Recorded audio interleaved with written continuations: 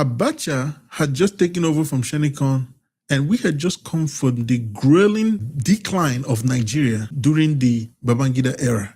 This was when Nigeria became flat, rotten, right? And I was born in that era. So when Shenikon took over and Abacha, plotted a coup and took over from Shenikon, there was not much that changed. But there was one strategic thing that happened. Abacha refused to let Nigeria go. As much as people want to say he did bad things, there were things that he did that strategically started placing Nigeria on the right path. Things like Petroleum Trust Fund, the PTF, that helped a lot of Nigerians have a better experience in that country called Nigeria. During the period of the PTF, most Nigerians that were alive then could attest that there were good roads, at least. We had good roads. Certain aspects of government was functional. And even certain truths are coming out now that some of the funds that Abacha looted was because he needed to move those funds to be able to run Nigeria effectively, because remember, Nigeria was placed under sanctions. So I was born in an era of corruption. Follow me carefully. We're going somewhere. Force only responds to force. Remember that saying. Let me tell you something about protest. When you're protesting against a very powerful person, you are only leading the aggressor to being victorious in negotiations. My very good friend has this powerful saying, there's no negotiation when the antelope is in the mouth of the lion. What can a man tell a lion when the antelope is already in his mouth? The lion is ready to have dinner. The lion is ready to eat. At that point, there's no negotiation. Remember these words of mine. These are words of wisdom. Protest leads the aggressor to being victorious in any negotiations. Look at it in the civil rights movement in the United States. You look at South Africa, when Nelson Mandela realized that his people were going to let him die in prison. As populous as South Africa was, they never tried to come break him out of jail. He had to make a deal with his oppressors. If you look at South Africa today, the same people that put Nelson Mandela in jail are the victorious ones in South Africa. If you look at the United States today, the same people that Martin Luther King was protesting against are the victorious ones. Life requires strategy. The government is not blind. There's no negotiation with the lion when he already has the antelope in his mouth. The God of the lion and the God of the antelope are two separate gods. I want every Nigerian that watches this live stream to understand this. The God of the lion and the God of the antelope is not the same. Because if the God of the lion and the God of the antelope were one being, the lion will go hungry or the antelope will cease to exist. But because their gods are separate, the antelope goes on to procreate in multiple numbers and the lion goes on to keep having food to eat in the antelope. If you don't understand the idiomatic expression that is surrounding the statement I just made, then you can see that you are far from prepared from the plans the Fulani have for you. Because the leaders in the Nigerian government are Nigerians. Everybody's looking for somebody to oppress. Everybody's clamoring to get to the top. But there's only so much space at the top. There has been numerous leaders that tried to structure Nigeria in a way that Nigeria can survive and thrive. People like Awolowo have tried to the benefit of the Yorubas. Odumobi Ojukwu has tried to the benefit of the Igbos. And Abacha has tried to the benefit of the Hausa Fulanis. But as you can see, this is just one blender that can never get fixed. It keeps becoming more problematic and problematic every day. And the people that are suffering are the everyday Nigerians, the people at the bottom. I think education on ideology, recapturing the mind of the average Nigerian, repositioning of the mindset, revolution will naturally happen when the right mindset has been acquired. Revolution will occur. There's all kinds of revolution. We can have a mindset revolution, an industrial revolution, all kinds, even a religious revolution. All these things are things that are needed by Nigerians. The problem of Nigeria is not one singular problem. It's not a one-size-fits-all. There's this guy called Peter Obi. He has a lot of staunch supporters here in the United States, all across Nigeria and stuff like that. I don't mean to break your hopes, but Peter Obi will not bring about a better Nigeria. He will not do a better job than Tinubu. In whatever measurement you place it, Peter Obi is no match for someone like Tinubu. Tinubu, say what you may about him, he has a strategic understanding of Nigeria, the average Nigerian, and what the problem of Nigeria is. Can he speedily accomplish it all? Not necessarily. Is he all the way good? Not necessarily. Is he all the way bad? I don't think so. Are there internal pressures, people, pushing, extrinsic and intrinsic factors constricting his objectives? This always happens to every leader. Look at Donald Trump. He's going through it. Leaders all over the world go through this. And I say this to you. Anybody that leaves Nigeria as a leader and goes to 10 Downing prior to an election, more than likely cannot make that country better. It's very unlikely. Because when you look at someone like Captain Ibrahim Traore, he did not go anywhere to take permission to lead the people of his land to victory, to bring development to his country. Nigeria may be far away from that, but on the long run, this is inevitable. With the change in mindset, reason with me here, we are still reading books imported from London. We are still studying European history. We are still neglecting the history of our people. How is Nigeria supposed to change and become this thing that you want it to be when the history of our colonizers and the way of life of our colonizers is still the preferred way of life in Nigeria? Nigerians have been so successful that we were able to do something that has never been done before in music culturally.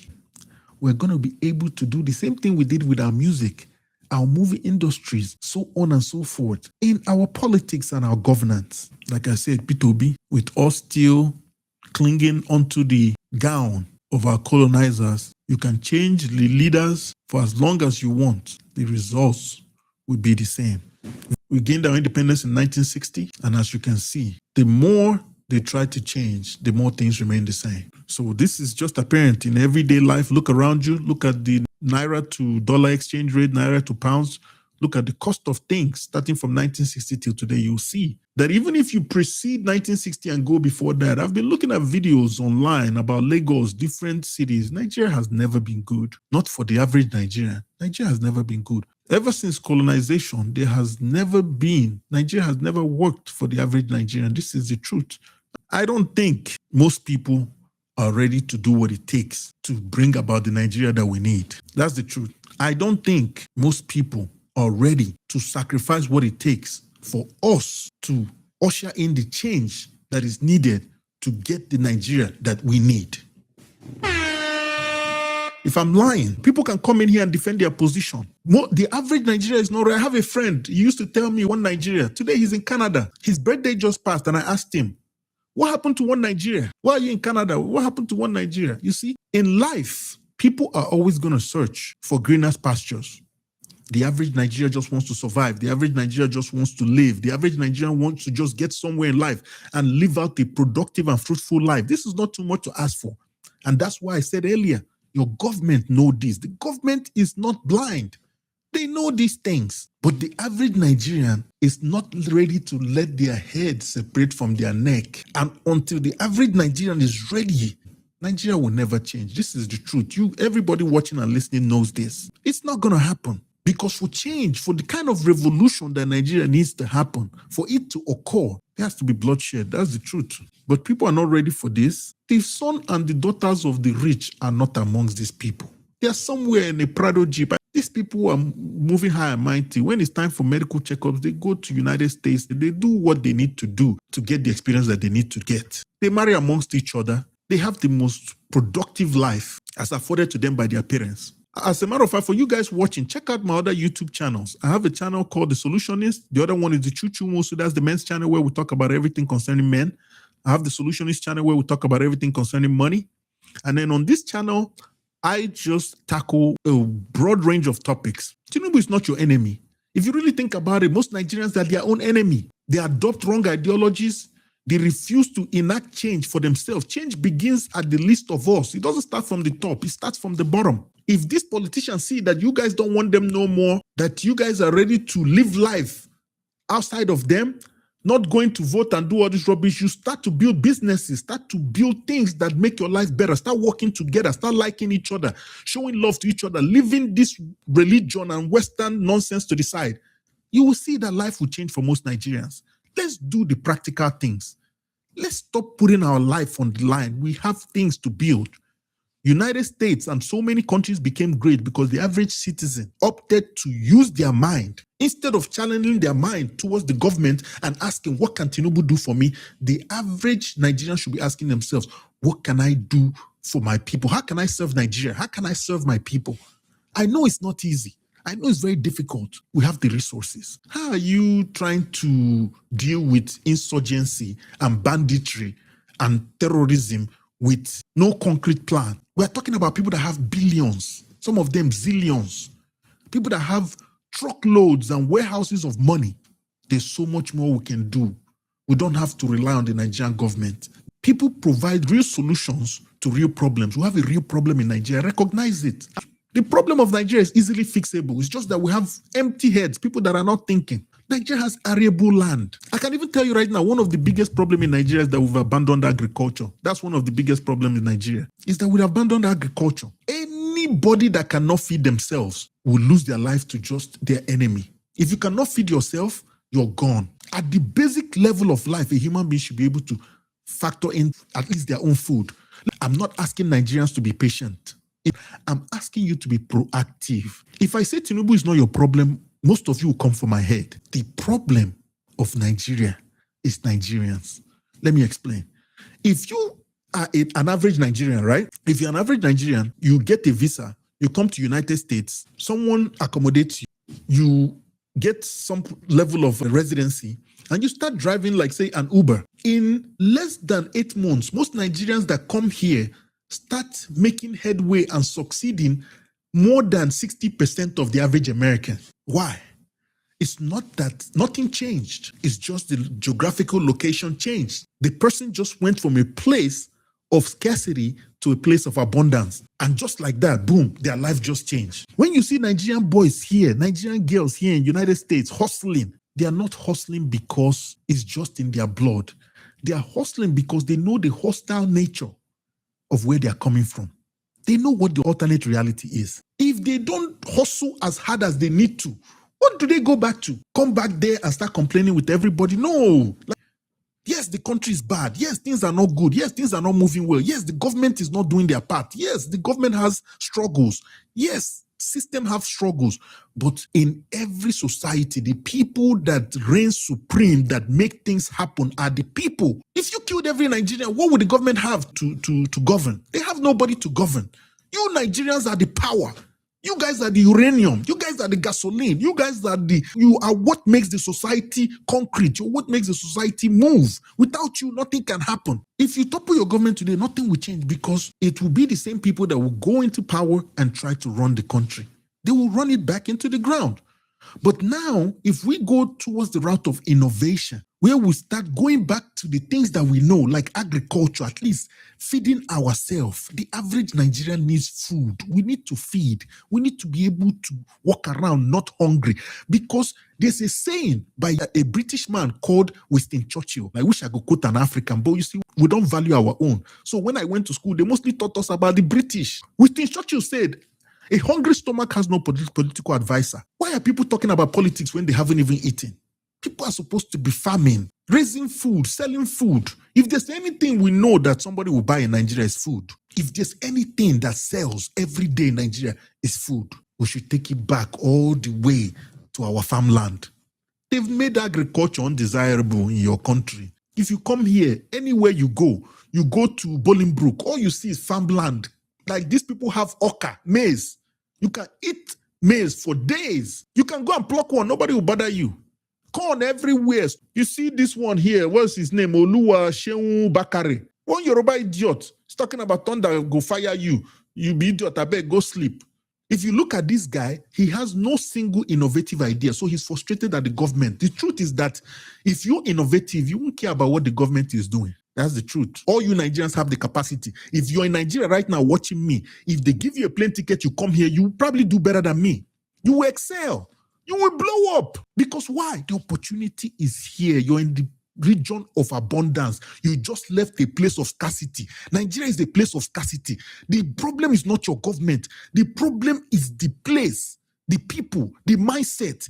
Once the mindset changes, everything will change.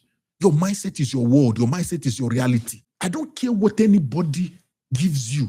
If you don't have the right mindset, you will lose it. Importation won't solve the problem. The biggest problem, everybody in the comment can attest to it, in Nigeria, is food. If people eat, they can now think. If you eat, you can think.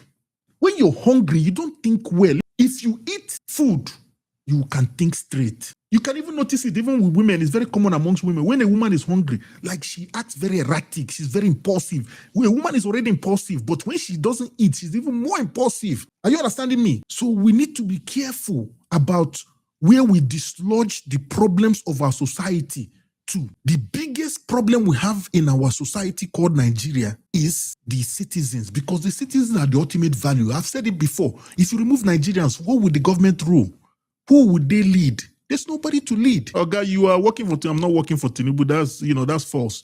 Dollar has gotten worse. From when I was born, I think $1 was 50 naira. By the time I left Nigeria, $1 was 185. Then from there, it just skyrocketed and just went straight to the moon. So things have been bad. So when they tell you Nigeria used to be good, my brother, you don't have to believe me. Go on YouTube and watch the video of Nigeria pre-1960, pre-independence. You see the roads were never good. I've done the research. Facing the government is a waste of your energy. Innovation is key. When you innovate, the government needs you. When you innovate, the government is the one that starts asking for your help. The government starts to chase you. Even if the government don't chase you, you can within yourself, fund yourself. Indians do it here. Pakistanis do it here. They want to open a mechanic shop. They come together. Nobody has the money. Banks won't fund them. They come together. This one brings money. Bam, bam, bam. They join money together and open the thing and it starts to work. They remove government from their business. If you come to the United States, rich people, or anybody that wants to be rich, their biggest threat is the government. They don't want the government in their business. But where we come from, we're waiting for the government for everything. It won't work, my brothers and sisters. It would not work. The government don't have the solution. If they had the solution, after 1960, Nigeria would be number one. They don't have the solution. As you can see, different types of men. These are adult grown men with different ideology. They all have ideological problems. Nigeria will be going up. One person will come, Nigeria will crash. Another person will come, he will go up small, then it will crash, he will go. You cannot shame the government into doing the right thing. You can't. But when it comes to power, you cannot force them either. I need you to start thinking of Nigeria as a business. Any person out there, the smart people, the idiots, the people in the back of the room, Nigeria is a business. The earlier you start to think of Nigeria as a business, the better for you.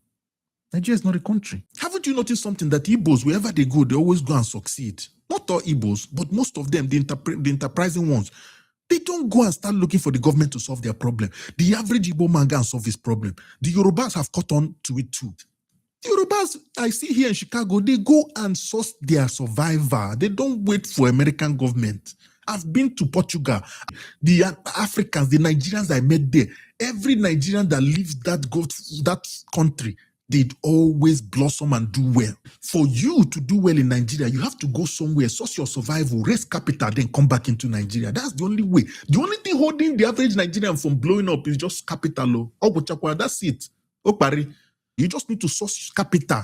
If you have capital, you just start a small talk shop. At least you'll be managing, you'll be doing well. Capital is the problem, and government is supposed to be giving this capital to people.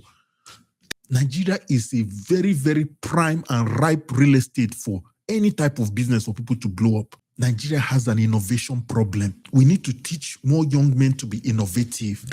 Coming to the United States, one of the things that I've learned that is one of the greatest power Nigerians have. You know how you used to go to the market, right? And you see, usually amongst Igbos, you see this group of Igbo guys, they sell spare parts.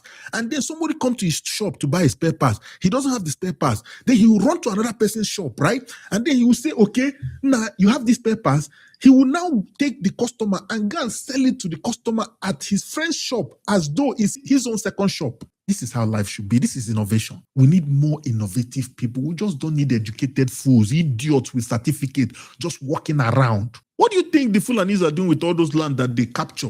Taking Kwara State, chasing all the Yorubas out. What do you think they're doing with it? They're mining the natural resources from there, having children, impregnating their women. The average Yoruba and the average Igbo girl don't want to give birth to children. If they give birth to 1, 2 children, they stop giving birth. Fulani is there populating the whole Nigeria. You see them coming to Lagos in truckload. Innovation, self-reliance, protection. The same way you people dig borehole to provide water for yourself, the same way you buy generator to protect yourself, the same way you do everything, that's the same formula that needs to be applied now. It's time we stop looking at the government. You see somebody, you go to China, buy goods. You come to Nigeria, buy the good. The thing will break. You start praying. Who are you praying to? The Chinaman that made the fridge, did he pray when he was making the fridge? We need to start letting go of this colonial mindset, because if we let go of this colonial mindset, it will allow us to think very clearly. Who owns majority of the shares? The answer lies in who your leaders go and bow to whenever it's time for election. Follow the money and you understand who hold the majority of the shares in this Nigeria that I told you is a business. Nigeria is a business. If you disagree, you're an idiot. You just don't know what's going on. You're so lost. You need to go and read a book. The government can't solve this problem for you. If they can, it would have been solved a long time ago. The government is doing what they can at the rate at which they can. And they go anywhere in the world, you will see that the government has never been known to solve the problem of its citizens in its entirety. The government never does that. That's not their job. Government plays a supporting role, but most problems in society is solved by the citizens. This situation in Nigeria right now, the banditry and insurgency, PVC card cannot save you from it. You cannot vote your way out of this one. This is something that was voted in. This was a plan that has been coming down the pipeline for a long time. And it's sad to say, this is not going to change anytime soon. Please do not bank on anybody to protect you as a Nigerian. You are on your own. Nigeria could not even qualify for Commonwealth Cup. Some of our players refuse to just, gamble it. How can you blame them? Please wake up, my fellow Nigerians. Wake up. Can't you see? This is so obvious. They don't want to make the country better. It has never been the plan to give you a better Nigeria. That's why when you get on a plane and go anywhere in the world that has an ounce of prosperity, Nigerians are some of the greatest people that Western countries welcome into their atmosphere. When Nigerians show up there, they are doctors, they are nurses, lawyers, good students, they are devoted workers, Uber drivers, taxi drivers. They do some of the best work and they try their best not to disturb the moral fiber of the society. Yes, do we have bad actors? Yes, we have some bad actors as Nigerians. That's normal. Nigerians are not the worst people. Don't let them confuse you into painting yourselves as the worst. Nigerians are good people. All over the world where you go, Nigerians are well known, for good and for bad. Who doesn't? Pakistanis, they are known for their doctors and their fraudsters. They're known. If this is the same, don't let anybody corner you into a space where you don't belong. Nigerians are great people. And to the average Nigerian that is still aloof, asleep, and not up on game, and I have this to tell you, when these bandits succeed in circling Nigeria, they will not leave you alive. I doubt it. They will not leave you alive. They have a goal. What is your goal? Shout out to Nigerians all over the world. Shout out to Nigerians diaspora. Shout out to Nigerians in Nigeria. Shout out to everybody. Subscribe to my channel, the Solutionist channel, Chuchu Wonsu channel, Chukuma Wonsu channel. Come on, guys. Click the like button. If I can stop dealing with some of you emotional bitch-ass Nigerians. Okay? So let's get to the solution, okay? Because Nigerians are so emotional. Look, they're so emotional, they can't even click the like button, but they keep watching my video. They keep watching my video, but they can't click the like button. What kind of human beings are these? What kind of human beings are these? These people won't even piss on you if you're on fire. Yeah? That's why most of you are losing. That's why the country is losing. That's why Nigeria is on fire. The Fulani is like, it's time for these people to go. They see your women dressing naked. Prostitution is rampant. They are running all over the streets, all over Lagos. I heard all the girls are now prostitutes. The Fulani have seen you guys. The bandits have seen you guys, and they're after you guys. They're coming to eradicate all of you and your family. What are you going to do? They're coming after you to eradicate all of you. All the sedentary activities and the lifestyle, the alternate lifestyles that is lived in Nigeria. These people have seen this and they're sick of it. That's what they are fighting for, to take your land away from you because you've lost your way and your culture. Pathetic people that can't even just hit a like button. I always heard that Nigerians are pathetic, but I never believed it. Don't get me wrong, they are pathetic here in Chicago too. They're pathetic all over the world. They can be good, but for the most part, they're pathetic. That's why I have a very negative reputation all over the world. People come to your live stream, they watch you, they want to learn what game you can give to them, knowledge, exposing them to the reality of the world, but they can't even click a like button, just like, hey, brother, I support you. I care about what you're saying. I think you're saying the truth. Or even, I don't even care. Hit the dislike button. Click, there's one that goes down and there's one that goes up. Click the one that goes down. I don't care. Leave a comment. Look at the stupid comments I'm getting here from these pathetic Nigerians. Oga, you are working for Tinubu. I wish I was working for Tinubu. You know how rich I would be? Oga Tinubu, if you're listening, come and hire me. Let me fix Nigeria for you. This idiot, these lazy people, they're all lazy. Nigerians are lazy. That's the problem. People don't want to listen. I'll turn up on you guys. They're lazy people. Go and work hard. Go and open businesses. Stop going to school. There's not enough companies to hire you lazy fucks. What else is he saying there? The other one say, thunder go fire you, idiot. I beg, go sleep. Look at him. He just woke up this morning. He's supposed to go to work, but he wants to go back to sleep. Lazy, stupid Nigerian. What is this one saying here? What's the value of Naira in Africa today? Idiot. Does the whole Africa use Naira? Naira is only for Nigeria. You see this one? You see, this is why I'm telling you that Nigeria will never get good. This one over here, what did he say? He said, compared to 2010, when it can't even speak English. I wish I could speak Igbo, sir, but they won't hear Igbo. This one say, compared to 2010, when it was Naira, 145 Naira to dollar. Well, that's a long time ago. You know what I'm saying? That ship has sailed. We're never going back to that. This one say, which government are you talking about? Are you referring to government that doesn't care about citizens' life? If you are not ready to say truth to power, pack well and allow who is ready to say move on. Look at this one, just wants VDM to lose his life. This is just a pathetic fool. What kind of useless name is this? Showa Lefadi. This is useless people. You can't even use your real name. You're not even man enough. Look at them. Most of these people living this stupid comment, they don't even have like a profile picture. They don't have an icon. This is why Nigerians are pathetic. These are the people that give Nigerians bad name all over the world. When you try to give them pure game, Nigerians are fucking lazy. Nigerians are fucking not innovative. And people that are lazy and not innovative, eventually the bandits will show up and they will get rid of all of you. That's their goal. Do you know that Louis Vuitton, Prada, Hermes, the leather that they use to make those bags, they are being sourced in the north? The Hausas, the Fulanis provide the leather for Gucci, Fendi, all these things that all you Yorubas and Igbos like to wear. They were all sourced in the north. We cannot survive off importation. It does not work. You cannot survive off importation. No country in this world has ever survived from importation. Even America, you're doing great work. Let's agree on that. Nigerians, you guys are doing great, but you can be greater. The government is not there to make sure you survive. The government is not there to benefit you, not in African society. Because first of all, you're being governed by a system that wasn't built by your grandfather. You see? You're being governed by a system that wasn't built by your own people. Go and listen to Nnamdi Azikiwe's speech in 1960. Go and listen to the first thing he said when he started his speech. You understand why I say Nigeria is a business. And all of you are sold. But if you want to buy your freedom back, this is the solution.